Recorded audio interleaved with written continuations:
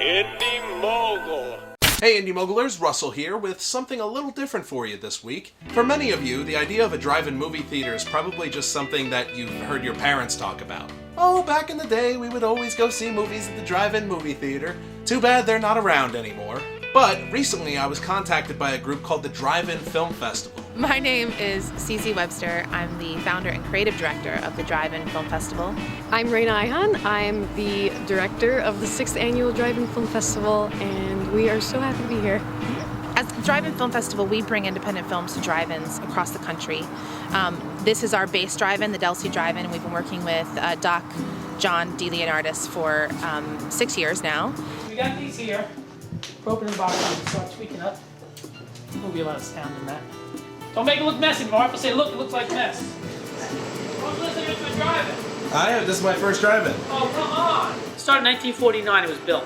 In the 50s, it was a big cars. All the cars were coming out, so everything, where can we go? Go to the drive-in. So cars and drive-ins go together.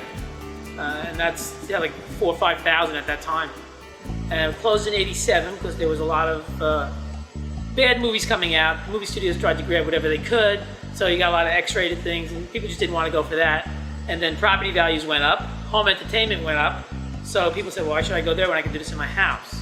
So they kind of got away from the drive-in experience. So this closed in 87. We reopened in 2004. Doc was one of the first drive-in owners to get in touch with me and talk about the interest in bringing some fresh, interesting films to the drive-in, maybe bring in some new people. At that time, I figured out that it might be a good endeavor to try and bring some press and interest to the drive-ins that might not be there. This season in particular, we have our first season with digital projection, and it's really changed what we can bring to the drive-ins. You know, obviously, like even tonight, they're screening a Willy Wonka from 1971, and you know, gosh, it would have been very difficult to get a print of that even last year. So these are the digitals. You know, nice high-tech thing. Am I technically savvy? No, but I'm getting there. But the only thing is that the conversion to digital projectors is the cost is like astronomical. Some drive-ins have to close down because they can't do the conversion. And Honda actually had a huge campaign this year where they helped drive-ins convert to digital completely on them. And it was amazing. I mean, a lot of them are able to come back next year, and that's really nice. So here's our meter here. The next number is going to show us, see the arrows going that way, we're using electricity. Here's our solar panels. So this is generating, on the days that we're closed, it generates approximately 150, 175 kilowatts back.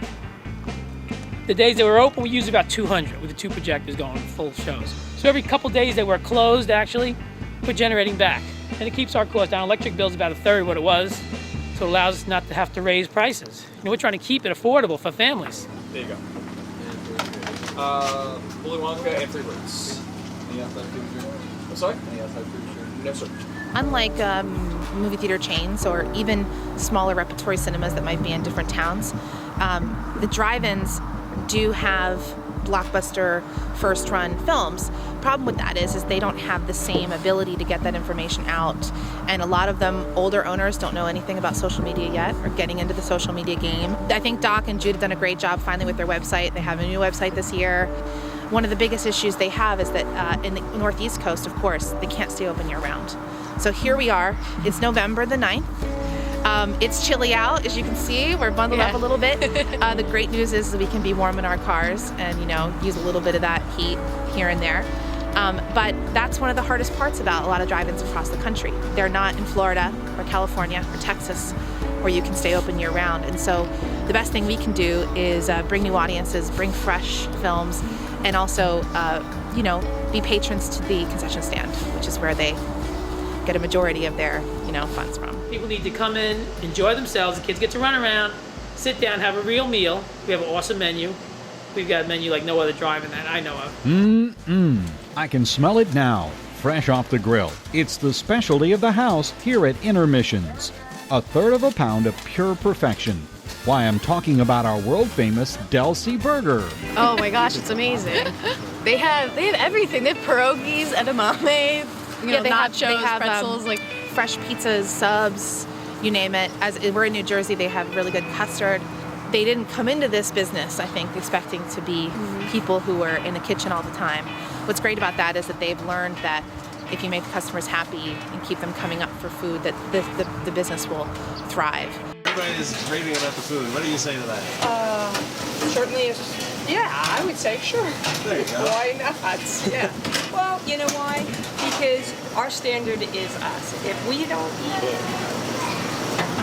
then we're not going to serve it to you. It's a good standard. Yeah, it is. And so we hope that maybe, the more we talk about things, the more we get things out there, more and more people will discover their closest drive-ins. We have a great map on our website. Rana put together this great map. We have what should be the most up-to-date map of drive-ins in the country. A lot of people are very surprised to hear that drive-ins are even still open. They're like, I didn't know that we even had one in our state. We got people coming from Brooklyn. That's 2 hours away plus. It's a beautiful vision, these screens lit up at night. And especially if you're a film lover, you can't help but just be so enamored by it. Good evening, everyone. Thank you so much for coming to the Delsea Drive-in tonight. That's right, the original 1971. Gene Wilder. Get some great food, keep warm, and thank you so much. It's a whole different experience. This is an experience. This is a memory. These are memories that you're building for your kids, grandkids, whichever. And they're not going to lose them. So give them a good memory. If you yourself have your own drive-in movie-going experience to talk about, whether from when you were younger, if you're an older viewer, or if you're a younger person who has gone and has enjoyed it, let us know in the comments below. So I recommend try out the experience, see if it's for you. It's a great time, even if it's a bit of a hike for you because there's not too many of them anymore. It's worth the trip. You can find a directory of still operational drive-in theaters at the link on screen, and it's in the description below. Don't forget to check that out. We also have another video about the Delsea Drive-in. The guy who made that one was actually at the theater that day. And if you didn't check out this week's live show, I definitely recommend checking that out. Good show, technical issues aside. See you guys next week.